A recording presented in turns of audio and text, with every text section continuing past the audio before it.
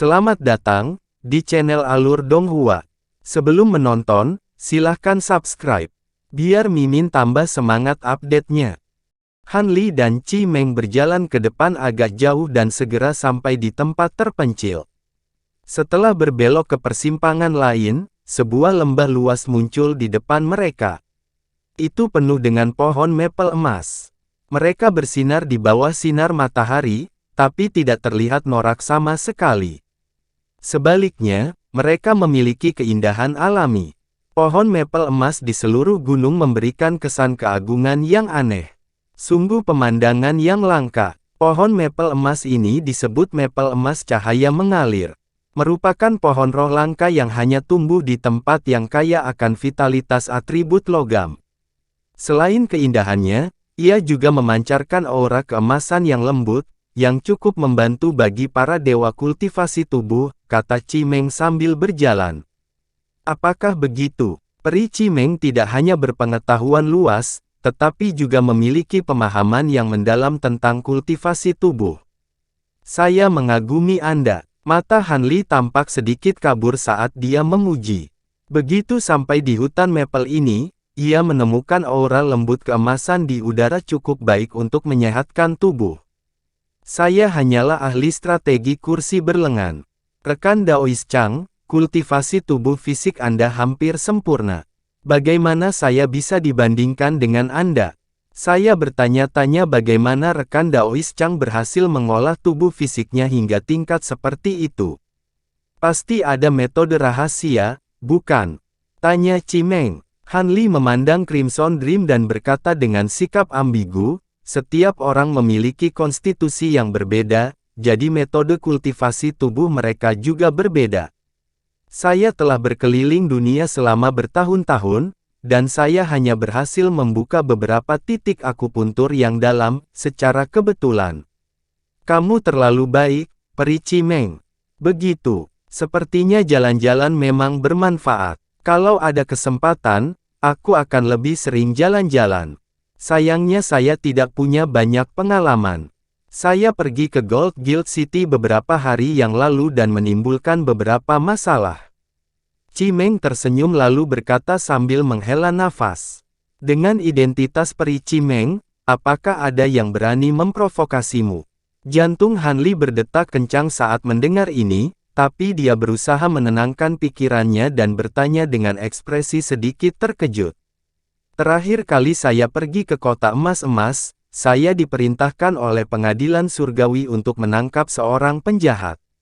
Pada akhirnya, ada masalah yang menyebabkan orang tersebut diselamatkan, dan beberapa orang yang pergi bersama saya semuanya terbunuh. Ekspresi Chi Meng tiba-tiba berubah menjadi dingin. Oh, sebenarnya menghalangi pengadilan surgawi melakukan tugasnya, aku bertanya-tanya siapa yang begitu berani. Mungkinkah dia kaki tangan penjahat yang dicari itu? Han Li berkata tanpa mengedipkan mata. Chi Meng menatap tajam ke arah Han Li, dan berkata dengan suara pelan, saya tidak tahu apakah dia kaki tangan atau bukan, tapi pria itu memiliki tubuh fisik yang sangat kuat. Kalau dipikir-pikir, dia agak mirip dengan rekan Daois Chang. Peri Chi Meng, kenapa kamu menatapku seperti itu? Apa kamu curiga kalau akulah orang itu? Untuk bersaing memperebutkan lencana bodi, sekte saya diam-diam memanggil kembali ke sekte tersebut beberapa ribu tahun yang lalu. Selama beberapa tahun terakhir ini, saya telah berkultivasi dalam pengasingan dan belum mengambil satu langkah pun keluar dari sekte tersebut. Jika Peri Chi Meng tidak mempercayaiku, kamu bisa datang ke sekte gunung terkemukaku untuk menyelidikinya. Han Li terkekeh. Dia tertawa terbahak-bahak, tapi dia menghela nafas dalam hati. Tampaknya tidak peduli seberapa keras dia berusaha menyembunyikannya, Chi Meng masih mengetahui beberapa petunjuk. Tidak mengherankan, indera seorang kultivator alam dewa surgawi agung sangatlah sensitif. Bahkan jika topeng aula samsara dapat menyembunyikan aura dengan sempurna, tidak dapat dihindari bahwa mereka akan mengungkapkan beberapa kekurangan setelah menyerang. Tapi melihat ekspresi Chi Meng, itu mungkin hanya kecurigaan. Begitukah? Chimeng tersenyum dan membalikkan tangan kanannya. Sebuah bola putih muncul di tangannya. Bola itu diukir dengan pola emas yang tak terhitung jumlahnya, dan ada pusaran putih di dalam bola tersebut. Kelihatannya sangat misterius. Harta karun apa ini? Jantung Hanli berdetak kencang dan dia bertanya. Benda ini disebut peralatan siklus surgawi. Benda ini bagus dalam merasakan dan menyelidiki kekuatan hukum. Saya ingin tahu apakah Saudara Chang berani mengizinkan saya menguji kekuatan hukum Anda untuk melihat apakah itu sama dengan milik orang itu. Chimeng menatap Hanli dan suaranya menjadi semakin lembut. Di saat yang sama, beberapa aura kuat datang dari segala arah dan mengunci dirinya. Ini hanya berdasarkan kekuatan tubuh fisikku. Peri Chimeng mencurigai bahwa aku adalah pengkhianat pengadilan surgawi dan ingin menyelidiki kekuatan hukumku. Bukankah ini terlalu mendadak? Hanli berkata dengan ekspresi jelek. Saya tidak punya pilihan lain, jadi mohon maafkan saya. Jika Anda dapat membuktikan bahwa rekan Daois Chang bukanlah orang itu, saya bersedia bersulang sebagai permintaan maaf.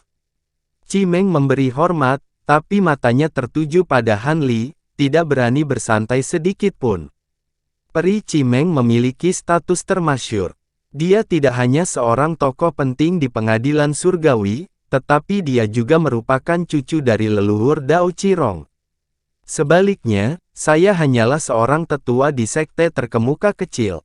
Chimeng bisa menyelidikiku sebanyak yang dia mau, tapi aku harus mencari tahu hukum apa yang dikembangkan orang itu, agar aku tidak dianiaya. Hanli berpikir cepat dan berkata sambil mendengus dingin. Ini adalah kuil 9 yuan. Bahkan jika dia bersikeras untuk tidak membiarkan Chimeng menyelidikinya, itu hanya akan menarik lebih banyak perhatian, dan situasinya hanya akan bertambah buruk. Dia hanya bisa berdoa agar topeng hitam kuil samsara lebih indah dari peralatan siklus surgawi di tangan Chimeng. Sambil berpikir, Hanli diam-diam mengaktifkan teknik 5 elemen utama dunia fantasi dan menyembunyikan semua hukum waktu di kedalaman tubuhnya. Pada saat yang sama, kekuatan indera ilahi dalam pikirannya memadat dan ditarik kembali. Pada saat ini, kekuatan hukum waktu yang terkonsentrasi di tubuhnya tiba-tiba runtuh ke dalam dan menyusut ke suatu titik, berubah menjadi bola emas seukuran telur. Bola emas itu bulat dan halus, memberikan kesan kesempurnaan. Semua hukum waktu terkandung di dalamnya, dan tidak ada satu pun jejak yang terpancar. Hanli tidak bisa menahan diri untuk tidak terkejut ketika dia merasakan situasi ini. Orang itu mengembangkan teknik rahasia yang agak rumit, tetapi yang utama adalah hukum waktu, salah satu dari 3 hukum waktu tertinggi. Terima kasih, rekan Chang, atas kerja sama Anda. Chimeng tidak peduli dengan sindiran Hanli. Dia tersenyum sedikit dan mulai bernyanyi. Bola putih di tangannya berputar, dan pola emas di atasnya bersinar terang. Pusaran putih di bola berputar lebih cepat. Gelombang tak terlihat merembes keluar dari bola dan memasuki tubuh Hanli. Kekuatan spiritual abadi di tubuh Hanli segera bergetar dan tanpa sadar terekspos. Cahaya hitam dan bintik petir keemasan muncul di permukaan tubuhnya. Cahaya hitam adalah hukum yang dia kembangkan, sedangkan petir emas adalah hukum petir dari pedang bambu Cloud Swarm. Pedang awan bambu milik Hanli telah disempurnakan lagi beberapa waktu lalu, dan kekuatan hukum yang terkandung di dalamnya benar-benar berbeda dari sebelumnya, jadi dia tidak perlu khawatir akan dikenali. Sementara itu, hukum waktu Hanli tersembunyi jauh di dalam tubuhnya dan sangat stabil, sama sekali tidak terpengaruh oleh peralatan Zhou Tian. Ketika dia merasakan situasi ini, dia sangat gembira, tetapi dia secara alami tidak menunjukkan satupun hal itu di wajahnya. Dia masih terlihat dingin dan marah. Chimeng tercengang saat melihat ini, tetapi dia tidak menyerah dan meningkatkan kekuatan artefak Zhou Tian. Kekuatan spiritual abadi di tubuh Hanli bergetar semakin hebat, dan semakin banyak cahaya hitam dan hukum petir yang muncul. Selain itu, Tidak ada perubahan lainnya. Apa itu cukup? Han Li berkata dengan dingin. Mata indah Cimeng bersinar. Dia membentuk segel tangan dan menunjuk ke bola putih. Lampu pada bola langsung memudar. Kekuatan spiritual abadi di tubuh Han Li kembali normal, dan cahaya di sekelilingnya juga menghilang. Sepertinya gadis kecil ini telah salah paham terhadap rekan Daois Chang. Saya dengan tulus meminta maaf kepada Anda. Sebentar lagi, saya akan mengadakan perjamuan di Paviliun Kaiyuan Kota 9 Elemen untuk meminta maaf kepada rekan Daois Chang, kata Cimeng meminta maaf kepada Han Li. Tidak perlu meminta maaf. Bolehkah saya bertanya apakah ada hal lain? Jika tidak ada, mohon maafkan saya karena telah mengambil cuti. Han Li mendengus dingin. Tanpa menunggu jawaban Cimeng, dia berbalik dan berjalan keluar dari hutan mapel emas. Cimeng melihat sosok Han Li yang perlahan menghilang, alisnya masih berkerut. Setelah itu, dia memutar pinggangnya dan liontin giok di tubuhnya bergemerincing. Sosoknya menghilang dari hutan mapel emas tanpa jejak. Aura lain di hutan juga menghilang. Han Li meninggalkan hutan mapel emas dan segera kembali ke halaman penglihatan biasa. Teman Han, apakah Cimeng mencarimu karena dia mengetahui identitasmu? Zhou Xianyang telah lama menunggu di sana. Begitu Han Li kembali, dia segera datang untuk menanyakan situasinya. Tidak, dia hanya ingin melihat fisikku cukup kuat, jadi dia menanyakan beberapa tentang itu. Jantung Han Li melonjak. Dia memutuskan untuk tidak memberi tahu Zhou Xianyang tentang apa yang baru saja terjadi, kalau Zhou Xianyang, Jiao San, Wu Yang dan yang lainnya punya ide lain. Sekarang setelah dia menyelesaikan misinya, dia tidak ingin kejadian tak terduga mempengaruhi kemampuannya untuk memperoleh informasi tentang Jin Tong. Itu bagus. Zhou Xianyang santai dan mengangguk. Omong-omong, fisik teman Han sebenarnya telah mencapai tingkat seperti itu. Sungguh membuat iri. Aku ingin tahu apakah teman Han telah menguasai suatu teknik rahasia. Saya bersedia membayar 50 juta kekuatan elemental surgawi sebagai imbalannya. Ekspresi Zhou Xianyang berubah dan matanya bersinar dengan antusias. Saya tidak memiliki teknik rahasia apapun. Fisik saya saat ini hanyalah kebetulan. Han Li menggelengkan kepalanya. Mendengar ini, wajah Zhou Xianyang menunjukkan ekspresi kecewa. Teman Zhou, saya telah menyelesaikan misi saya sesuai dengan perjanjian dan memperoleh token body untuk Sekte Xian San Anda. Kapan Anda akan memberikannya kepada saya? Han Li bertanya. Zhou Xianyang tersenyum meminta maaf dan berkata, rekan Daois Han, mohon jangan tidak sabar. Rekan Daois Wu yang sudah mengetahui bahwa rekan Daois Han telah memenangkan 3 pertempuran berturut-turut. Barang yang Anda minta telah dikirimkan, tetapi saya hanya akan memberikannya kepadamu setelah aku mendapatkan token body. Saya akan memberikan uangnya dan saya akan memberikan barangnya. Itu memang masuk akal. Oke, mari kita bicarakan dalam 7 hari. Han Li mengangguk. Zhou Xianyang tidak tinggal lebih lama lagi. Setelah mengobrol sebentar dengan Han Li, dia mengucapkan selamat tinggal dan pergi. Han Li duduk bersila dan memejamkan mata untuk berkultivasi. 7 hari berlalu dengan cepat. Han Li mengikuti sekelompok orang dari Sekte Xian San ke kuil Jiu Yuan. Kuil Jiu Yuan telah mengirim orang untuk menunggu di sini. Mereka memimpin orang-orang dari Sekte Xian San ke dalam kuil. Han Li terbiasa bergerak maju bersama kelompoknya saat dia diam-diam memeriksa situasi di dalam kuil Jiu Yuan. Dia sudah memberitahu Lan Yan untuk menjelaskan situasi di dalam kuil Jiu Yuan secara detail. Dia bahkan telah menggambar peta kuil Jiu Yuan. Kuil Jiu Yuan menempati area yang sangat luas.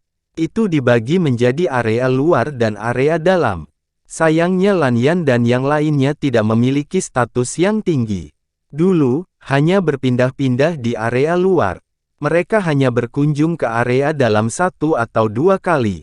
Peta tersebut hanya menunjukkan area luarnya saja namun hanya sedikit tempat yang tergambar di area dalam. Namun, semua tempat di depannya ada di peta yang digambar oleh Lan Yan. Ini membuat Han Li merasa lebih nyaman. Setelah beberapa saat, rombongan Han Li tiba di depan sebuah istana besar yang terletak di tengah gunung. Papan nama istana bertuliskan, Paviliun Jiu Yuan, di atasnya. Tolong teman Dao. Pemandu mengundang kelompok sekte Xian Shan ke dalam istana. Paviliun Jiu Yuan tidak terlihat besar dari luar, tetapi di dalamnya sangat luas.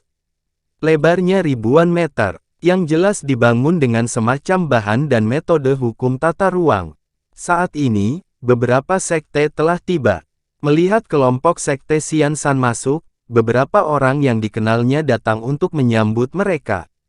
Karena tampilan kekuatan spektakuler yang dia tunjukkan selama pertempuran sebelumnya, ada juga beberapa orang yang berinisiatif untuk memulai percakapan dengan Han Li. Untungnya, Han Li sudah mengetahui identitas orang-orang ini, serta hubungan mereka dengannya, sehingga dia dapat menangani mereka dengan mudah. 1 jam kemudian, 12 sekte yang menonjol semuanya telah tiba, tetapi sekte lainnya tidak muncul. Setelah beberapa saat, suara bel bergema di aula.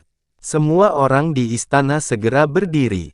Utusan abadi Feng Tian, Master Chun Jun, Lu Chuanfeng, Huo Yuan, Yang Mulia Tianxing dan yang lainnya berjalan keluar dari belakang istana. Di belakang Master Chun Jun ada beberapa tetua kuil Jiu Yuan, tetapi Qi Meng tidak datang. Hal ini membuat Han Li menghela nafas lega. Salam untuk utusan abadi Feng Tian. Master kuil Chun Jun. Semua orang di istana membungkuk. Tidak perlu bersikap sopan. Jangan bicara terlalu banyak. Hari ini, saya memanggil semua orang di sini untuk memberikan token body. Mereka yang memenangkan pertempuran sebelumnya, maju ke depan. Master Chun Jun tersenyum. Han Li dan 12 orang lainnya keluar dari kerumunan dan berdiri berbaris di depan Master Chun Jun dan utusan abadi Feng Tian. Guru spiritual Chun Jun mundur ke samping.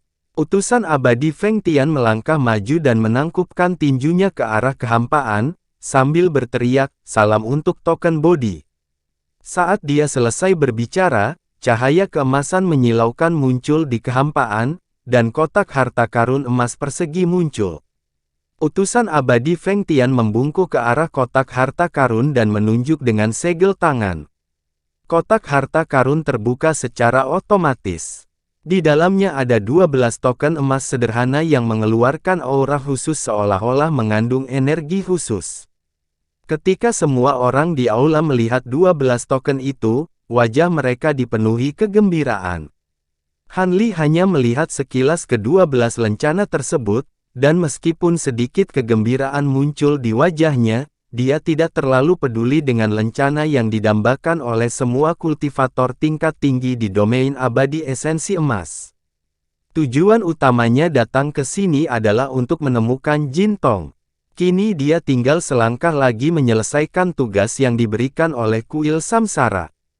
Ketika ini selesai dan dia mendapatkan petunjuk tentang Jin Tong, dia harus mulai memikirkan bagaimana melakukan operasi penyelamatan. Dengan kultivasi dan kekuatannya saat ini, kuil 9 Yuan tidak berbeda dengan kolam naga dan sarang harimau. Tidak mungkin menerobos masuk dengan paksa.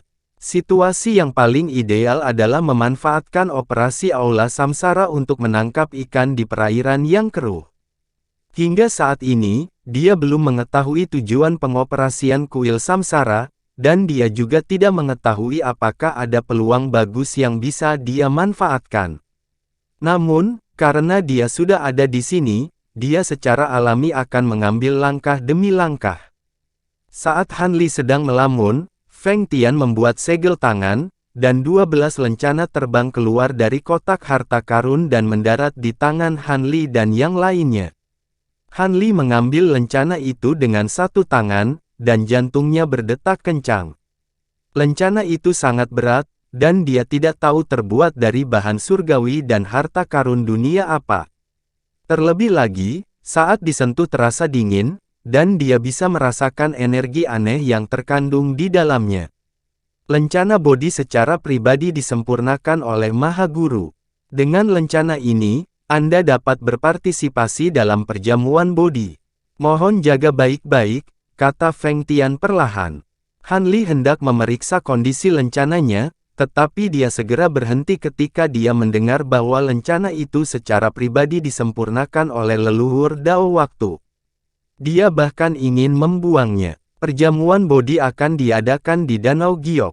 Dengan lencana ini, Anda dapat membawa 3 orang bersama Anda.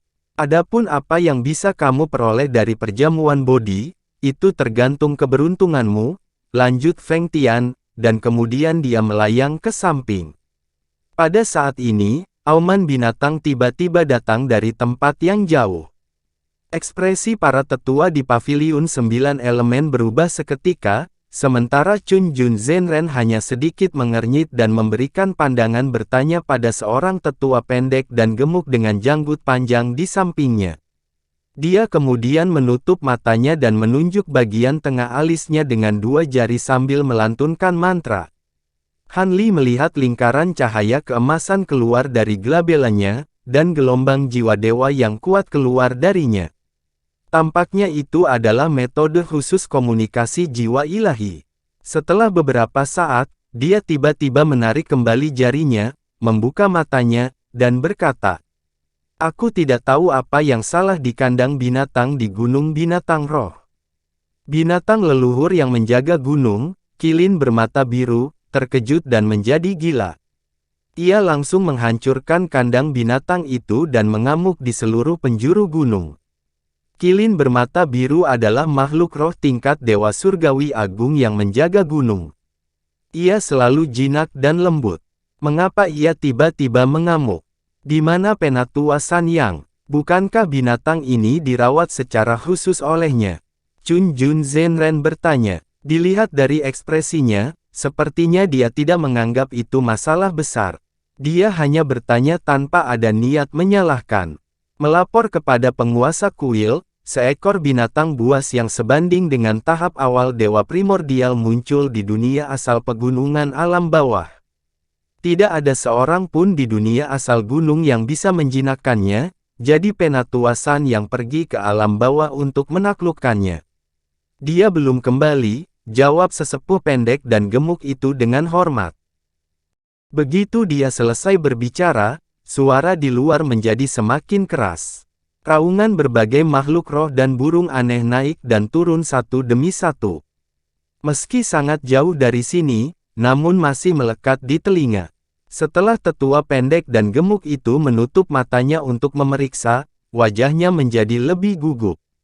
Tuan Kuil, banyak kandang binatang di Gunung Binatang Roh telah dihancurkan oleh Qilin bermata biru.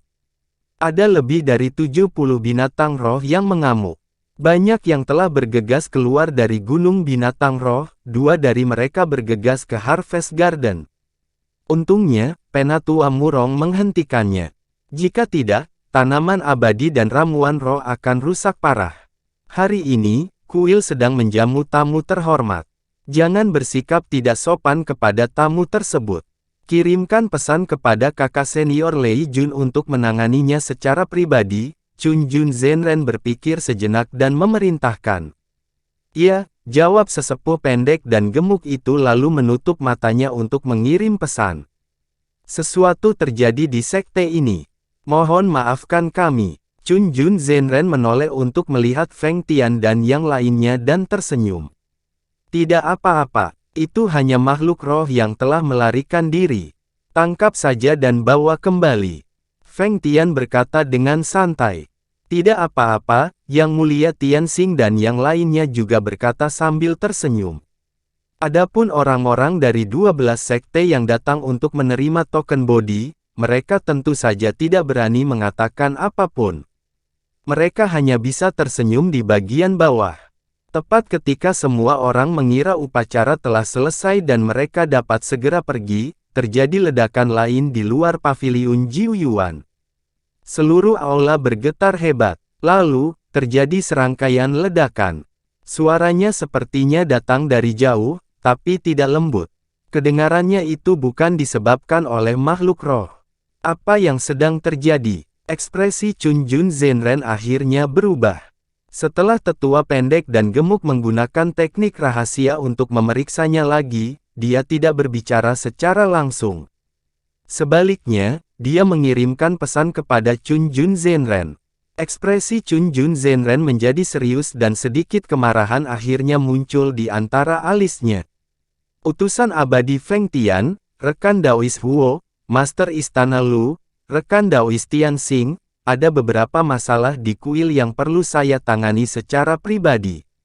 Harap tunggu di sini sebentar. Master Chun Jun berdiri dan membungkuk kepada mereka.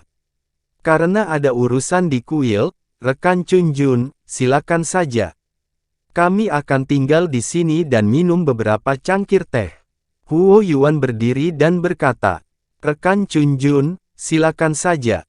Tidak apa-apa. Yang lainnya juga berdiri dan berkata. Chun Jun Zhenren berdiri, memutar pergelangan tangannya dan mengeluarkan kocokan ekor kuda berulir perak.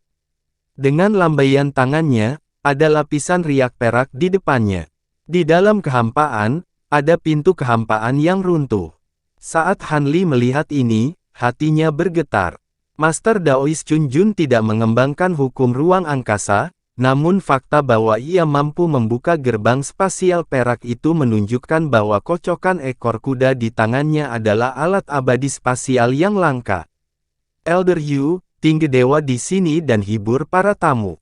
Saya akan segera kembali. Chun Jun Zhenren menginstruksikan tetua yang pendek dan gemuk. Kemudian, dia melangkah mundur dan menghilang ke dalam riak perak. Feng Tian dan yang lainnya kembali ke tempat duduk mereka dan minum perlahan. Kadang-kadang, mereka bertukar kata. Zhou Xianyang dan yang lainnya dari 12 sekte saling memandang dan merasa tidak nyaman. Rekan-rekan Daois, tidak perlu khawatir. Kepala kuil akan segera kembali. Tunggu saja di sini. Penatua yang pendek dan gemuk menghibur mereka. Orang-orang dari 12 sekte tidak berani menolak. Mereka duduk dan menunggu debu mengendap. Setelah minum secangkir teh, Chun Jun Zhenren tidak kembali. Apakah ada pergerakan di luar? Apakah ada pergerakan dari sisi lain? Han Li mendekati Zhou Xianyang dan mengirimkan suaranya kepadanya. Misi kami adalah mendapatkan token body. Kami tidak tahu apa-apa lagi. Jawab Zhou Xianyang. Ketika Han Li mendengar ini, dia tahu dia tidak bisa mendapatkan apapun darinya, jadi dia tidak mengatakan apapun lagi. Namun pada saat ini, suara gemuruh terdengar dan memecah keheningan di dalam paviliun 9 Yuan. Seluruh aula bergetar hebat karena suara gemuruh ini, dan perabotan di ruangan itu jatuh ke tanah ke segala arah. Banyak orang yang terpengaruh oleh kekuatan getaran tersebut dan tidak dapat berdiri dengan mantap. Apa yang terjadi? Peri Ziluo dari danau terpencil surgawi bertanya dengan sedikit perubahan ekspresi. Ekspresi orang lain juga sedikit berubah. Hampir semuanya merasakan betapa dahsyatnya ledakan itu.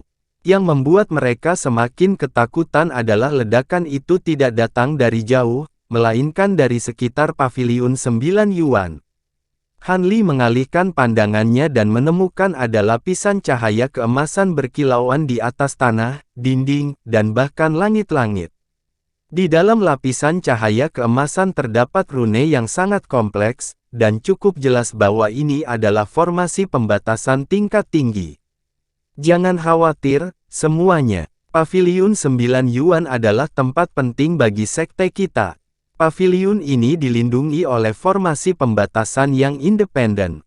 Bahkan seorang kultivator tahap menengah Zenith Heaven tidak akan mampu memecahkannya, apalagi terluka oleh serangan makhluk roh yang melarikan diri, kata tetua Yu buru-buru. Begitu dia selesai berbicara, ledakan yang lebih dahsyat terdengar, dan seluruh paviliun 9 Yuan bergetar hebat sekali lagi. Diagram formasi jimat emas yang menyelimuti aula juga bergetar hebat. Permukaannya langsung bersinar terang, dan menstabilkan aula yang berada di ambang kehancuran. Pada saat ini, semua orang menyadari bahwa situasinya agak buruk, dan beberapa bahkan menunjukkan ekspresi sedikit panik. Hanya Feng Tian dan yang lainnya yang kokoh seperti gunung, dan mereka tampaknya tidak terlalu peduli dengan situasi di depan. Mereka terus mengobrol santai seolah semua yang terjadi di luar tidak ada hubungannya dengannya.